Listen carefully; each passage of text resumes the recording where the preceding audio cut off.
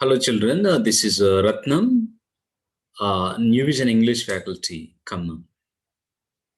I welcome you to the third video on comprehension, vocabulary, and grammar of the Storied House Part 2, fifth unit from a 10th class English textbook.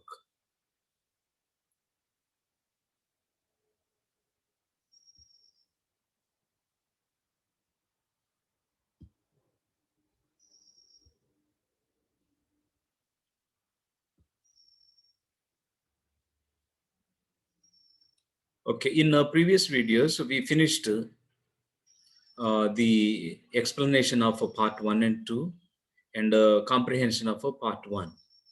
Okay, in today's video, we will be discussing the comprehension, vocabulary, and grammar of second part. How did Kondiba oppose Bayaji's idea of building a storied house? How did? First by way of suggestion and afterwards by way of warning not to build a storied house. Okay, that is how Kondiba opposed Bayaji's idea of building a storied house. In what way did Bayaji warn? In what way did Kondiba warn Bayaji? He warned him, if you don't wish to stay in this village, you may go in for a storied house. Okay, heeding to the warnings of people like Kondiba and others, Bayaji changed his plan to conventional three-portion house. But as I said in the introduction, the only change, okay, loft like a first floor. Sorry. Loft like a first floor. That's the only change. Other remaining thing is same. Kondiba Patil and his friends felt uneasy at the sight of Bayaji's new house because, okay, it's a multiple choice questions. Okay, the answer is A. Bayaji built the house beautifully. Third one, Patil gave back customary betel leaves offered by Bayaji because answer is a D. He did not want to accept them from an untouchable. And the fourth one, what was the intention of Kondiba and his companions when they eyed each other? Their intention was to teach him a lesson because they felt that he did not listen to their warnings not to build a storied house. Their intention was to teach him, and their intention was to burn down the house. Okay, that's the meaning of they eyeing one another. Fifth one, and then the undreamt of incident took place. What was it? The house. The house was on fire. What was the undreamt of incident? The house caught fire. That was the undreamt of the incident. Who do you think was responsible for it? It is obvious. It is obvious. Kondiba, Bujaba, and other ruffians of the village who always warned him not to build a storied house.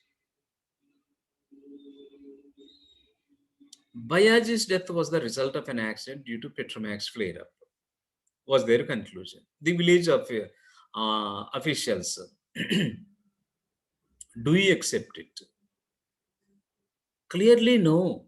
Obviously, no.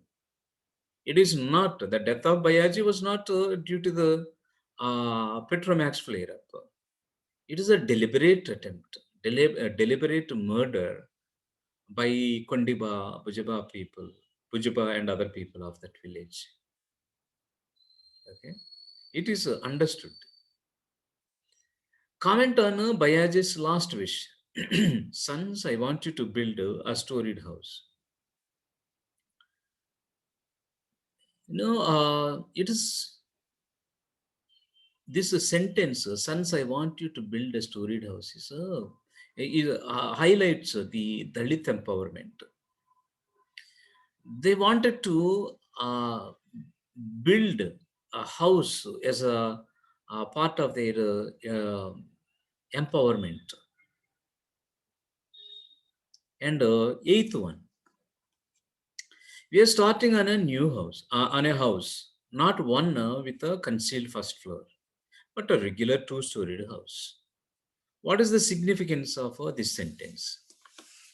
The significance of this sentence is that instead of a morning, Bayaji's sons started a digging foundation to build a regular, a regular two-storied house, not a concealed one. It symbolizes the Dalit digging into the foundation of the villain of the tragedy. The foundation of the villain is the caste system. Okay, so that is the answer for the eighth question. Ninth one, the storied house is a powerful symbol of Dalit empowerment in India. Comment. Okay, it contributes greatly to the dynamics of Dalit's emancipation. It tells us the heart-rending story of Bayaji, who belongs to Mahar Dalit community in Maharashtra. Okay, he returned to his village with the intention of building a convenient house and spend the rest of his life. But people like Kondiba, Bujaba Patil were very jealous of the house, storied house built by Bayaji, so they set it on fire. Tenth one, what according to you are the major social problems in India? It is a quite a general topic. Social problems are okay. The one that we discussed just now in Storied House Part 1 and 2. That is a caste system, poverty, okay, gender discrimination, dowry system are some of the social problems. Okay, I'm not saying these are the only ones. Okay, there are several others. List is quite huge, long. What is the conflict in the story? What is the conflict in the story? The conflict in the story, the storied house is that Kondiba coming and opposing the building of a storied house. That is the conflict. Which is the turning point? Turning point is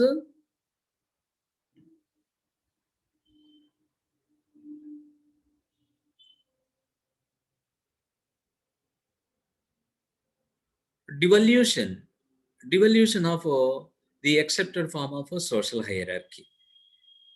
So that is the fact that Dalit was thinking of building a equal, building one equal to his own was only an affront to his status, and also it is a devaluation of the hierarchy, accepted form of social hierarchy. Okay. Next, what is the point of view of the writer? Pick out evidences from the story in support of your answer. Okay, it is the point of view of Vaman Govind Hoval uh, is a powerful symbol of a Dalit awakening in India. It contributes greatly to dynamics of a Dalit emancipation. The last scene in this story is the best evidence in support of the writer's point of view. When Bayaji's sons started digging foundation trenches for the new house. Okay. Next, um, 13. The sons decided to build a storied house soon after the death of their father. What does this act of the sons signify? The act of sons signify that they are very determined to build a storied house to fulfill the last wish of their father, and they are ready to face any consequence that what may come. Okay. That is the answer for the 13th question. And the 14th, what according to you is the underlying theme of the story, the storied house? Substantiate a viewpoint with the instances quoting from the story. The underlying theme of the story is Dalit empowerment. Okay, Dalit empowerment. That's why the author uh, portrayed this powerful story of Bayaji. Okay, it is the theme is the Dalit empowerment because see last the sons just soon after the funeral of their father, they started working on a new storied house. Okay, now this time they're not going to conceal the first floor. They're going to just build a regular two-storied house. Okay, this is a discussion on a comprehension. And going ahead with next point, vocabulary. Under vocabulary, we have compound conjunctions and phrasal verbs. Okay. Compound conjunction. Sorry, compound adjectives. Compound adjective is made by joining two or more than two adjectives before a noun. The meaning of the compound adjective may be different from the meanings of its components. Components are what it is made of, parts. Compound adjectives may have a hyphen between them, that is a hyphenated compound adjective, or sometimes without that, only space. Okay, that is a okay. That is a one type of compound adjectives, and another one is without. Okay, compound adjectives without hyphen, like that. Say, for example, three-portioned house is a hyphenated compound, or a housewarming ceremony is a hyphenated compound. Fill in the blanks with the appropriate compound adjectives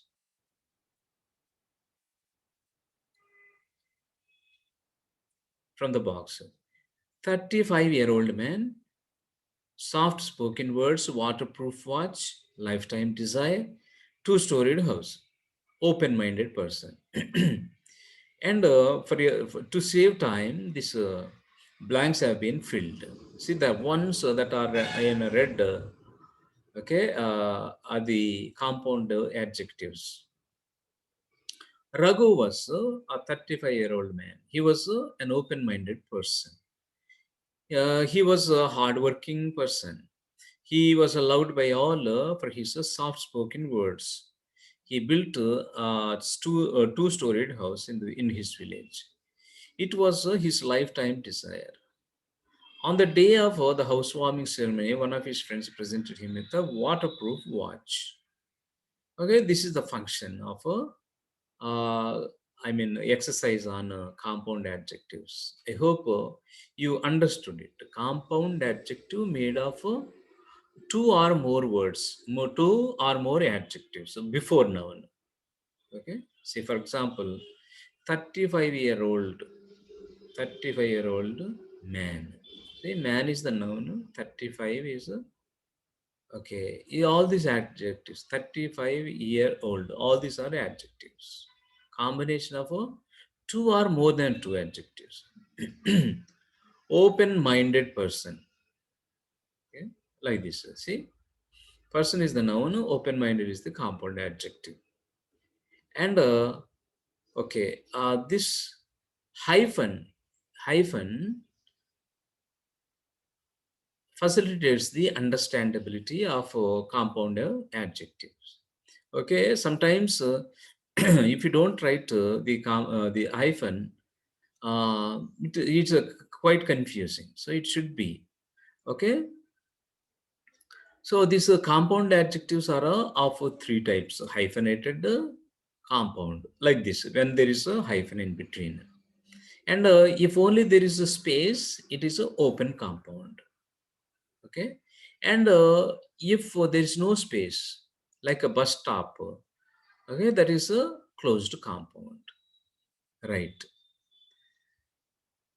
Okay, moving on with the second point under vocabulary is phrasal verbs. Okay, this phrasal verb is very, very essential in learning of English. Phrasal verbs, a phrase, okay, verb in a phrase form. That means verb plus adverb or a preposition. That is a phrasal verb. You might have unknown in ninth class textbook. Okay, in ninth class, you have learned that a phrasal verb is a verb followed by a preposition or adverbial particle. Phrasal verbs give us a single independent unit of meaning. Okay, since it's a phrase, each word each word does not have a different meaning. Together, like a compound adjective, these phrasal verbs are also words that give a total meaning. See, for example, here are a few examples. Give out. Give out and to come to an end. To be completely used up. After a month, their supplies gave out is the usage. After a month, right? Set aside. This is the phrasal verbs that are used in the lesson. That Petromax a lamp lent a unique brightness, light, okay, and set aside. This is the dialogue of a Kondiva. You shouldn't lose your head just because you have set aside some money to save something for future needs. That's the meaning of this phrasal verb set aside. She set aside money for her future needs. Okay. There are two types of phrasal verbs, inseparable phrasal verbs and separable phrasal verbs. When we say inseparable phrasal verbs, they cannot be separated. Okay, they cannot be. They have to be used together. That phrase, words in that phrase cannot be divided. Okay. Next, inseparable. Okay, see, for example, she takes after her mother. She takes after her mother. She, okay, this should not be separated. Like she takes her after mother, like that. You cannot. Okay, like look after. Look after. Look after means to take care. Okay, this old man is looked after by his neighbors. Okay, so like that. That is inseparable phrasal verb. Separable phrasal verbs that can be separated. Okay, separable. It can be separated. Okay. See, for example, the object may come after the lexical part of the phrasal verb, or it may come after the phrasal verb. For example, he brought his son up, or he brought up his son. That means it can be used both ways. She filled up her form, or it can be written she filled her form up. Okay, like that. He burnt him up. Separable phrasal verbs. As you can see in the sentence C above, that means here, he burnt him up. If the verb in a phrasal verb is followed by a pronoun, him is the pronoun, the particle can change its position. That means what comes after, another part of phrasal verb. That means adverb or a preposition that can change its position. Okay, just let's be very clear about this. When pronoun follows the verb in a phrasal verb, the particle can change its position. Okay, right. Guess the meaning of the following phrasal verbs and then check them with the help of a dictionary. Rewrite the sentences that followed using the phrasal verbs. Okay, for convenience, they have been completed just for you to see. Okay, the farmer threatened to make his dog to attack us. Okay, what will be the suitable phrasal verb is this one, set on.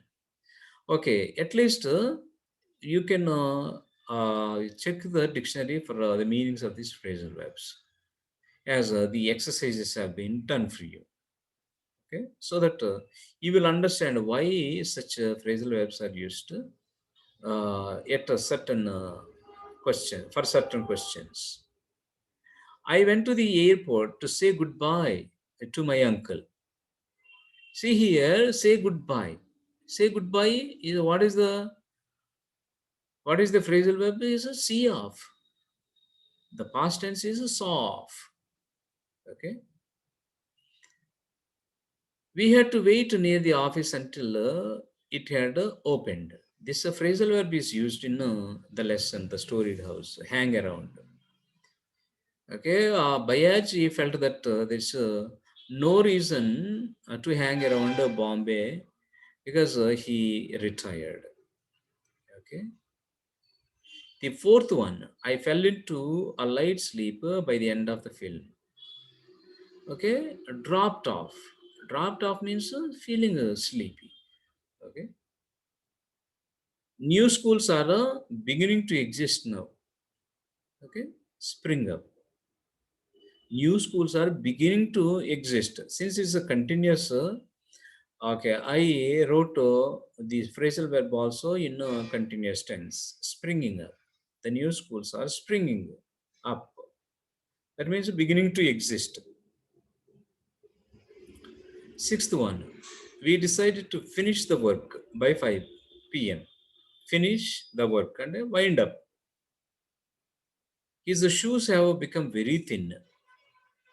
They are no longer used. That means they are worn out. Present tense is wear out. Okay, past tense is wore out and the past participle is worn out. Okay. She left the meeting quickly to pick up her daughter. Leaving meeting quickly is the dashing off, dashed off. The wedding is postponed to next month. Postpone is put off. The bus dashed him and he fell down on the road. And something hits and one falls down, that is knocking down. Okay, knocked down. And the bus knocked him down. And that's all, knocked him down. Okay, see, you have to rewrite these sentences okay, to uh, replace with the phrasal verbs. The farmer threatened to set his dogs on us. Okay, I went to the airport to see off my uncle. These are the sentences with phrasal verbs. We hanged around near the office until it was opened. Okay, I dozed off. Sorry, I dropped off by the end of the film. New schools are springing up. We decided to wind up the work by 5 p.m. That means finish. His shoes have worn out. Okay, that's all. No need of even this one. They are no longer used. Worn out means they cannot be used. Okay, or if you want to say, you can say also. The shoes have worn out. They are no longer used. Eighth one. She left the meeting quickly to pick up her daughter. She dashed off the meeting to pick up her daughter. The wedding is put off to next month. Okay, the bus knocked him. The bus knocked him. Okay, so these are the phrasal verbs, rewriting sentences with the phrasal verbs, replacing the words. Fill in the blanks in the following sentence with appropriate phrasal verbs given below. Make necessary changes in the verb forms if necessary, because if it is a past tense, you have to change. See, for example, Ramesh made a mistake for which his officer called for an explanation. Here it is only called for. Okay, we have changed it to called for because this is the past tense. The rest of the sentence indicates that it is a past tense. Next, second one, you must cut down your expenses. Otherwise, you will be in trouble.